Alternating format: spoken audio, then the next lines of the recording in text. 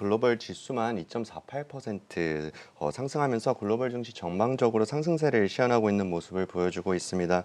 미국 증시의 경우 이번 한 주간 다우 지수가 1.3%, S&P 500 지수가 1.7% 올랐고 저희가 계속 말씀드리고 있는 미국 나스닥 지수가 3.3% 상승하는 모습을 보여주면서 상승 랠리를 계속해서 이어나가고 있습니다. 특히 이번 한 주 동안 글로벌 증시에서 가장 큰 상승세를 보이고 있는 것은 중국 증시입니다. 중국 상해종합 지수가 이번 한 주 동안 무려 12.5% 오르면서 어제 3,400선을 돌파를 했고 만 네. 2년 6개월 만에 최고치를 기록하기도 했습니다. 또한 저희가 중국 투자 중에서 현재 유명하게 보는 심천 지수가 18.8% 상승하는 모습을 보여주고 있습니다. A주에 편입된 총 3,700여 개의 종목 중에 3,600개 이상들의 종목들이 상승을 했고 이 중 120여 개의 종목들은 상한가로 거래 중단을 맞기도 했었는데요. 상해 심천 신용 잔고 또한 1조 2천억 위안, 우리나라 돈 약 205조 원 규모의 신용 잔고를 기록하고 있고 상당히 불이 붙은 모습을 보여주고 있습니다. 중국 상해 종합지수는 3,400선을 돌파했고 심천지수는 더 잘 가는 모습을 보여줬는데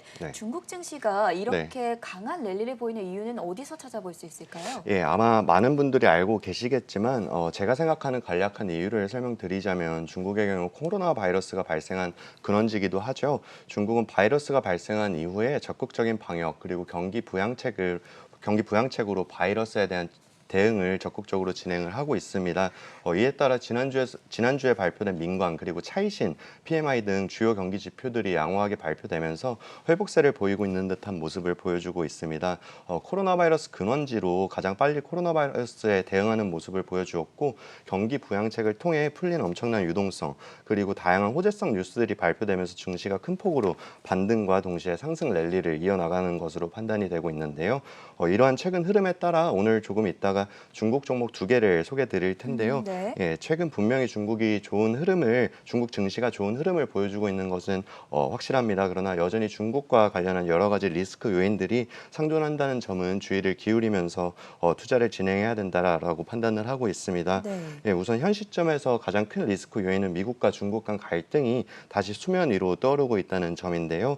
중국의 홍콩 보안법을 제정하면서부터 다시 갈등이 고조되기 시작했습니다. 그러면서 어제 미국 폼페이오 국무장관이 중국 대표 SNS인 틱톡을 포함해서 중국에서 개발한 SNS 중단을 언급을 하면서 미국과 중국 간의 갈등이 고조되고 있는 모습입니다. 네. 예, 틱톡의 경우 2020년 미국 내 광고 매출 목표액을 5억 달러로 설정을 하면서 굉장히 공격적인 마케팅을 진행하겠다라고 밝힌 바도 있었고 올해 미국에서만 틱톡 사용자가 4,500만 명이 사용될 것으로 예상이 되고 있는데요. 최근 인도에서도 중국과의 국경 분쟁이 확대됨에 따라서 틱톡이나 위챗 등 중국의 SNS 서비스를 전면 중단하겠다라고 발표를 한 바가 있습니다. 작년 기준으로 인도에서의 틱톡 사용자 수가 2억 명 정도였는데 이번 인도에서 서비스가 중단됨에 따라 네. 예상 손실액이 약 60억 달러 수준으로 전망이 되고 있습니다. 만약 미국에서도 서비스가 중단된다면 중국의 SNS 업종은 큰 타격을 받을 것이고 반면에 미국의 SNS, 지난번에 소개드렸던 페이스북이나 아니면 인스타그램 등은 상대적으로 이로 인한 수혜를 받을 것으로 예상이 되고 있습니다. 그러나 미국과 중국과 미국 간의 갈등은 현 시점에서 굉장히 예의주시할 필요는 있다라고 판단을 하고 있습니다. 미중 갈등과 함께 저희가 주목해볼 만한 이슈들이나 좀 신중한 판단에 기할 요인들이 있을 것 같은데 네. 어떤 것들 중점적으로 살펴보면 좋겠습니까? 네, 이외에도 현재 글로벌 증시에서 저희가 주요 할 만한 이슈들은 금주부터 본격적으로 실시될 미국 2분기 어닝 시즌 발표 그리고 아직까지 진행되고 있는 코로나 바이러스 등에 대해서는 집중해서 주목할 필요가 있다라고 보고 있습니다. 미국 리서치 저널인 팩셋에 따르면 2분기 미국 기업들의 매출액은 전년 동기 대비해서 11.6% 그리고 영업이익은 무려 43.4% 수준 감소할 것이다라고 예상을 한 바가 있습니다. 이는 코로나 바이러스 여파로 기업들의 실적 악화가 본격적으로 반영될 것으로 예상이 되면서 나오는 수치기는 한데 향후 주요 기업들의 실적 발표가 나오면 나오는 대로 업데이트해서 말씀드리도록 하겠습니다. 네, 앞으로 미국 증시가 계속해서 가기 위해서는 2분기 실적이 좀 어닝 서프라이즈를 기록하면서 예상치보다는 좋게 나와야 된다라고 말씀을 해주셨고 또 코로나 바이러스와 관련해서도 저희가 신중한 입장은 좀 양가적으로 저희가 살펴볼 필요가 있을 것 같습니다. 자, 관련해서 오늘 또 대세 종목 골라오셨다고 들었는데 어떤 종목 가져오셨을까요? 네, 지난 2주 동안 미국 대형 성장주, 특히 마가라고 불리는 대형 성장 기술주 기업 6개에 대해서 설명을 드렸었는데요. 오늘은 그 중에 중에서도 마이크로소프트와 애플에 대해 한 번에 투자할 수 있는 가장 두 기업에 대한 익스포저가 높은 ETF 1개, 그리고 최근 일주일 동안 10%가 넘게 오르면서 주목을 받고 있는 중국 증시에 강력한 상승 랠리가 지속되고 있기 때문에 오늘은 중국 기업들 중 저희가 관심을 두고 보고 있는 기업인 홀리시스 오토메이션과 길리 자동차를 소개해드리도록 하겠습니다. 첫 번째로 소개해 주실 종목이 ETF인데 마이크로소프트와 애플에 대한 익스포저가 가장 높은 ETF라고 말씀을 해주셨습니다. 어떤 ETF입니까? 예, 오늘 첫 번째로 소개드릴 ETF는 미국 IT 업종에 전반적으로 투자하는 대표 ETF 중 하나인 테크놀로지 셀렉트 섹터 스파이더 펀드로 티커가 XLK.US라는 ETF입니다. 네. XLK ETF는 저희가 많이 알고 있는 ITW 아니면 VGT ETF와 함께 미국 기술주에 투자하는 대표 ETF 중 하나이고요. 1998년에 설정된 이후에 현재 총 운용 자산이 320억 달러 규모로 상당히 큰 규모의 운용 자산으로 유지하고 있습니다. 동 ETF는 S&P 500 지수 내 기술주만을 담고 있는 S&P 500 테크놀로지 셀렉트 인덱스를 추종하고 있고요. 저번 주에 나와서 말씀드렸던 마이크로소프트, 애플, 그리고 이외 인텔이나 엔비디아, 세일즈포스 등 총 72개의 종목으로 구성이 되어 있습니다. 저희는 지난번에 나와서 계속 설명드렸다시피 현 시점에서는 미국 대형 성장주에 대한 투자 매력도가 상당히 높다라고 여러 번 말씀을 드린 바가 있었고, 또한 4차 산업에 대한 매력 또한 무시할 수가 없다라고 말씀을 드렸었는데, 이에 대해 관심이 있으시면 좋은 투자처가 될 ETF다라고 보고 있습니다.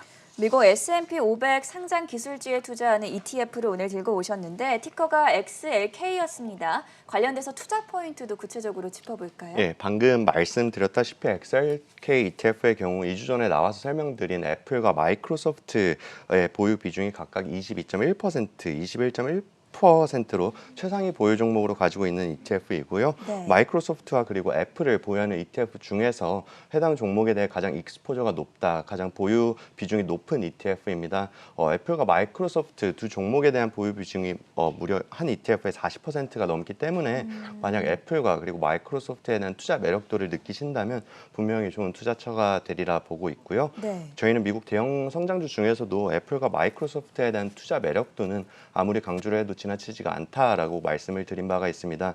두 기업 모두 만스닥이라고 불리면서 최근 좋은 흐름을 보여주고 있는 미국 나스닥 지수 대비해서도 주가 퍼포먼스 면에서도 최근 상당히 좋은 흐름을 보여주고 있고요.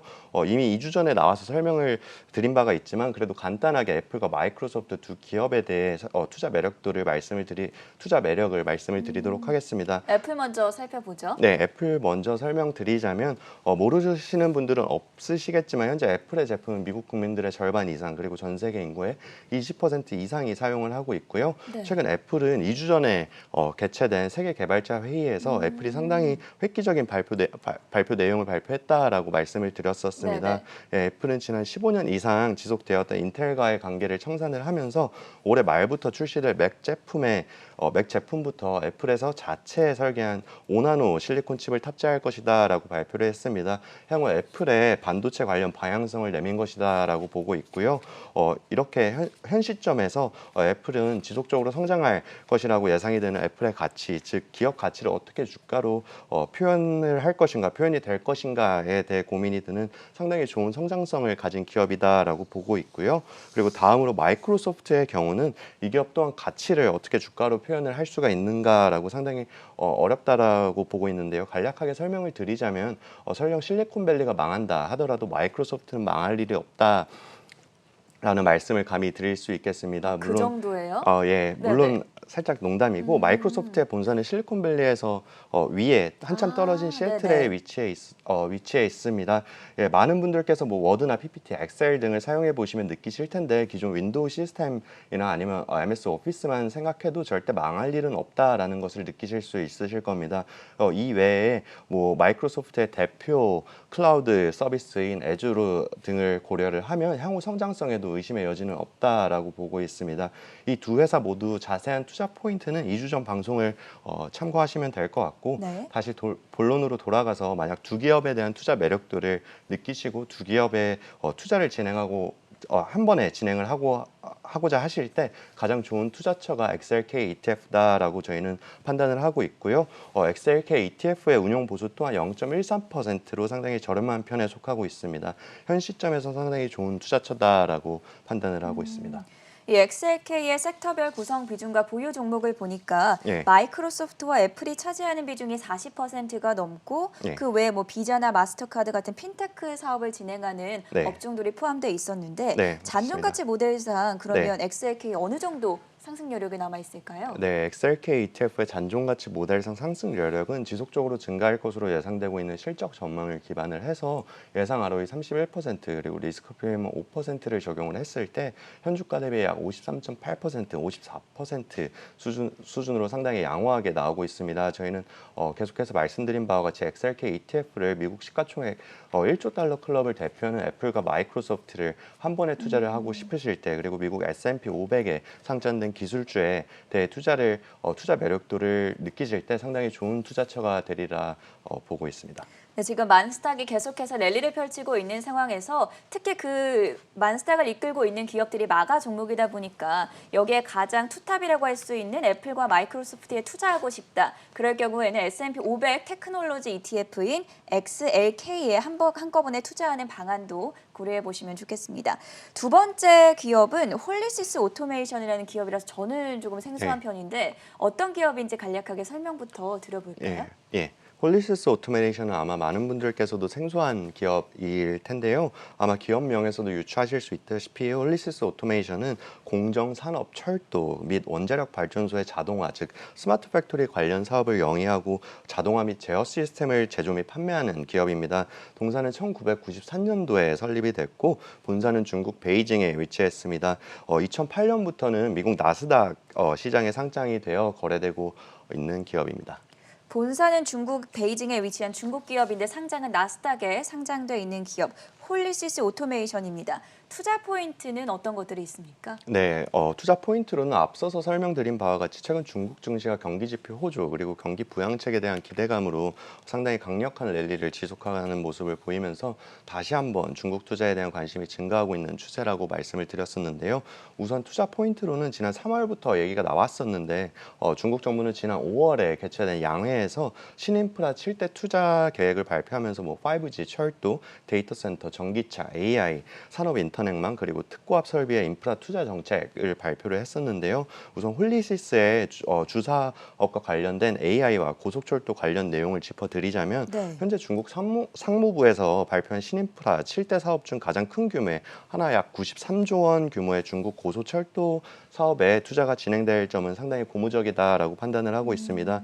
예, 상무부에서는 2025년까지 중국 고속철도 전체 구간 거리를 38,000km까지 놓을 계획이다라고 발표를 했었고요. 또한 프로스트 설리만 리서치 페이퍼에 따르면 중국의 도시 지역 지하철 총 길이는 작년 18년 말 기준 4,700km였는데 2023년까지는 9,300km까지 약 2배 이상 증가할 것으로 예상을 하고 있습니다. 동사의 철도 자동화 사업부는 신호 및 통제 시스템을 자동화해서 판매하고 현재 중국 내 200에서 350km의 고속철도 시스템 판매 기업 1위 기업으로 향후 중국 지하철 및 철도 발전에 따른 상당한 수혜를 받을 것으로 예상을 하고 있고요. 또한 중국 정부는 이번 발표에서 양회에서 발표된 7대 인프라 투자 계획에서 4차 산업 시대에 맞춰 AI 및 산업 인터넷과 관련된 신인프라 투자 계획 또한 발표를 했습니다. AI와 관련해서는 중국의 중앙정부와 지방정부 모두 합쳐서 2023년까지 하나 약 90조 원의 투자 계획을 발표한 바가 있고요. 네. 산업 인터넷 또한 올해와 작년 산업 인터넷 시장 규모 대비 15% 수준 성장한 118조 원 규모의 시장으로 성장시키겠다라고 발표를 했습니다. 동사는 4차 산업 시대의 IIoT 즉 산업 인터넷뿐만 아니 IIoT라고 해서 IoT 네. 사물 인터넷 와는 다른 산업 인터넷 발전을 통해 공장 자동화 즉 스마트 팩토리를 통한 효율성을 증대시키는 기업인데요. 네. 동사의 주 사업부가 공장 자동화인 스마트 팩토리 관련 사업부이기 때문에 향후 성장 가능성에 대해서는 의심의 여지가 없다라고 판단하고 현 시점에서 굉장히 좋은 투자 모멘텀을 가지고 있는 기업이다라고 보고 있습니다. 홀리시스 오토메이션이 중국 정부의 신인프라스트럭처, 그러니까 신인프라 7대 사업의 수혜주로서도 또 언급을 해주셨는데 관련돼서 저희가 내용을 짚어봤습니다. 그렇다면 사업별 구성 비중과 실적 전망, 앞으로의 전망은 어떻게 보고 계신가요? 예, 동사의 사업부별 매출 구성 비중을 보시면 현재 산업인터넷 사업부가 42%의 비중을 보여주고 있고요. 이 이후에 철도 자동화 사업부가 36%, 그리고 M&E 사업부가 22%의 매출 비중을 보여주고 있습니다. 동사의 올해 실적은 코로나 여파가 계속해서 반영되면서 소폭 감소할 것으로 전망이 되고 있지만 내년부터는 실적 회복을 이룰 것이다라고 전망이 되고 있습니다. 가장 중요한 부분이죠. 홀리시스 오토메이션의 잔존가치 모델상 상승 여력도 궁금한데 어느 정도 나오고 있을까요? 예, 동사의 잔존가치 모델상 상승 여력은 예상하로의 13.9% 그리고 리스크 프리미엄 10%를 적용을 했을 때 현 주가 대비 약 170% 이상으로 상당히 높게 나오고 있습니다. 네. 계속해서 말씀드리는 바이지만 현재 중국 정부는 경기 부양책을 지속적으로 강력하게 내놓고 있는 상황이고 이번 양회에서 7대 인프라 투자 계획까지 발표를 하면서 중국의 신인프라 투자에 대한 매력도는 상당히 높다라고 보고 있고 홀리시스 오토메이션이 이에 대한 수혜주다라고 보고 있습니다. 자, 오늘은 중국 증시 랠리에 발맞춰서 관련된 중국 기업 대세 종목 두 가지를 소개해주고 계신데 첫 번째로 홀리시스 오토메이션 살펴봤고요. 두 번째 종목은 길리자동차입니다. 이 기업은 저도 들어본 적이 있는데 네. 관련된 내용, 사업 개요부터 좀 들어볼까요? 네, 마지막으로 소개드릴 기업은 길리자동차로 중국 자동차 기업으로 항주시에 본사를 두고 있는 기업입니다. 현재 홍콩 거래소에 상장돼서 거래가 되고 있고요. 최근 중국판 나스닥이라고 불리는 커창판에 상장이 승인된 것으로 발표가 되면서 더 기대를 모으고 있는 기업입니다.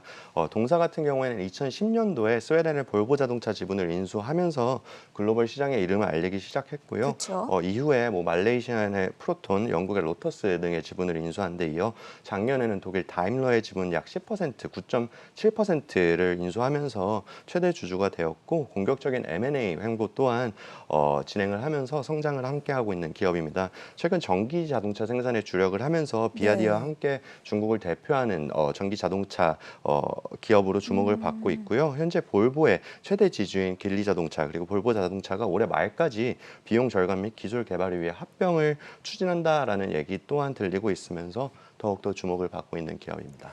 어제 해외 주식 슈퍼스탁에서 저희가 중국의 테슬라라고 불리는 전기자동차 메이커인 BYD에 대해서 전해드렸었는데 오늘은 길리자동차를 가져오셨습니다. 길리자동차 투자 포인트들은 어떤 게 있을까요? 예, 어제 투자 포인트를 들으셨을 때 아마 겹치는 중복되는 투자 포인트일 있을 수도 수 있는데 있겠죠? 예, 네. 우선 중국 공업정보화부는 친환경차 발전 계획을 발표를 했습니다. 2025년도까지 전체 자동차 판매 중에 25%는 친환경차 판매 목표를 설립을 했다라고 발표를 했었고요. 네. 중국 정부는 작년부터 지속된 전기자동차 보조금 축소를 하겠다라는 발표에 따라서 전기차 시장에 대한 우려가 상존을 했습니다. 그러나 중국은 코로나 바이러스 여파로 인해서 이번 7대 신성장 사업 투자 계획을 발표를 하면서 친환경차에 대한 구매 보조금 및 세금 면제 정책을 2년 더 연장하겠다라고 발표를 하면서 관련된 우려가 해소된 바가 있고요.